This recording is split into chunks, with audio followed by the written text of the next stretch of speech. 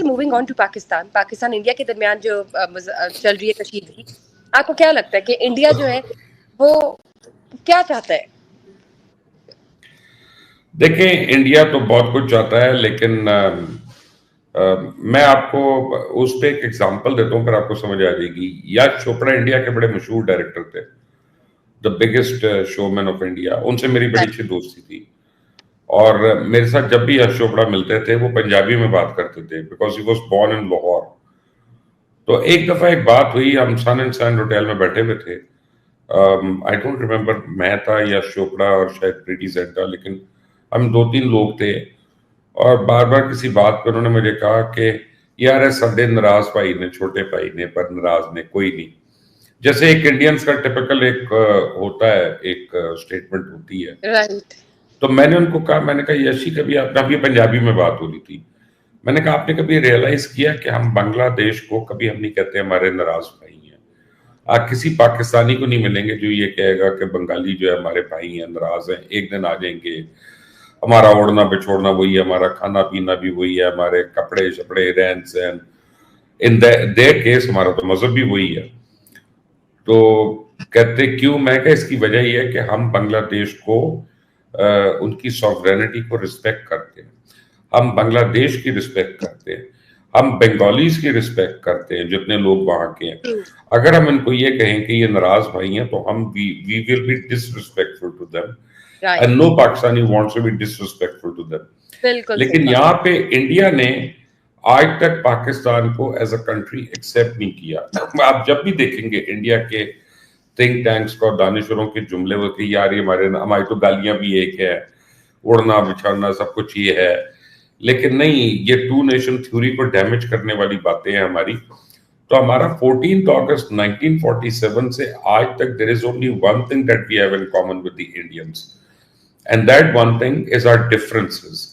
हमारे इख्तिलाफात जो हैं वही हमारी जो है वो ओवरराइडिंग कॉमन फैक्टर है हम दोनों में।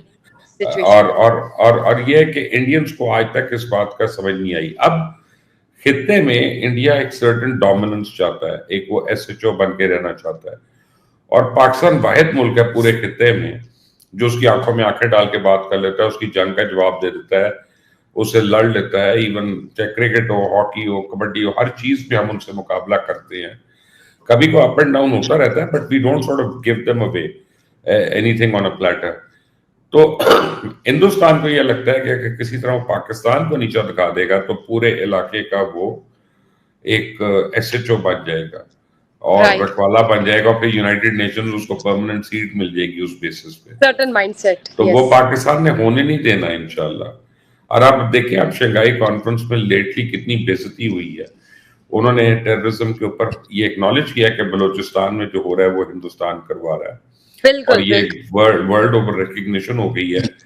पहलगाम को उन्होंने जिक्र भी नहीं किया, और आज बुशरा इवन रशिया ने उसके ऊपर साइन कर दिया, जो इंडिया का क्लोजेस्ट एलाई है उसने साइन कर दिया। इसका मतलब है कि पाकिस्तान ने अल्हम्दुलिल्लाह इंडिया को अब बिल्कुल आइसोलेट कर दिया। सर मैं बात करना चाहूंगी इंडिया के हवाले से।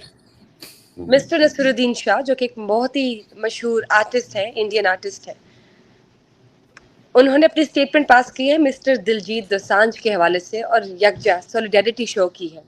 क्या कहना चाहेंगे आप? देखिए, नसीरुद्दीन शाह एक बहुत बड़े एक्टर है, और नसीरुद्दीन शाह एक परफॉर्मर है, और वो ज्योग्राफी बाउंड नहीं है। He has fans all over the world, Pakistan में भी हैं, हम लोग भी उनके फैन हैं।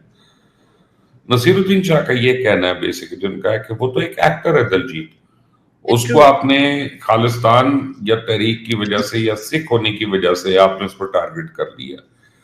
तो किसी को पता भी नहीं प्रोड्यूसर कौन है फिल्म का, डायरेक्टर कौन है।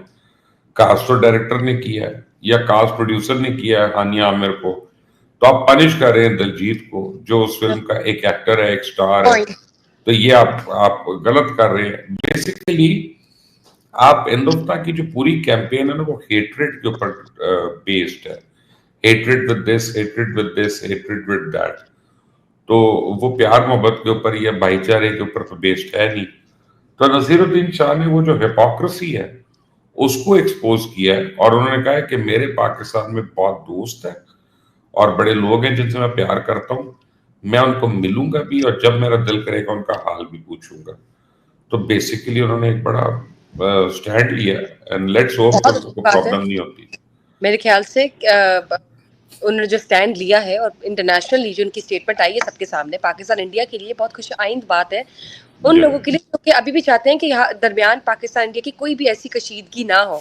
अगर बाकी आर्टिस्ट को देखा जाए तो बहुत सी ऐसे आर्टिस्ट हैं जिनसे हमें उम्मीद नहीं थी कि वो स्टैंड जो है वो नहीं लेंगे, और उनके लिए भी एक बहुत बड़ा ये ड्रॉबैक है कि मिस्टर नसीरुद्दीन शाह की जो स्टेटमेंट है वो सामने आई है।